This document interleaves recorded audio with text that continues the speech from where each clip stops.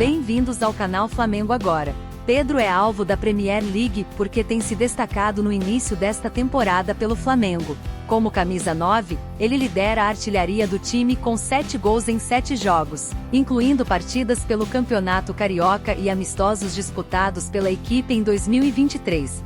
Desde a chegada de Tite, o jogador assumiu a posição de titular indiscutível na equipe, mas sua ascensão esteve indiretamente envolvida em uma polêmica. Na Gávea, tem havido muita repercussão sobre a decisão de Gabigol em ir para o banco. Essa situação parece ter influenciado a questão da renovação contratual de Gabigol, que tem sido um tema delicado para o Mengão. Segundo informações, o Chelsea da Inglaterra, um dos clubes do Big Six da Premier League, teria colocado o nome de Pedro como alvo para a próxima janela de transferências. O clube inglês estaria buscando reforçar seu elenco com um centroavante. Além de considerar o artilheiro do Flamengo, o Chelsea também estaria de olho em 2 nomes de destaque no futebol mundial. Além de Pedro, o Chelsea também estaria monitorando Firmino e Benzema. Ambos os jogadores renomados estão atualmente na Arábia Saudita, e suas possíveis saídas do mundo árabe já estão sendo especuladas.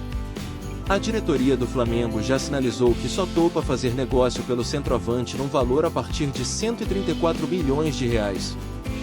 Pedro e Gabigol são temas de discussão no Flamengo.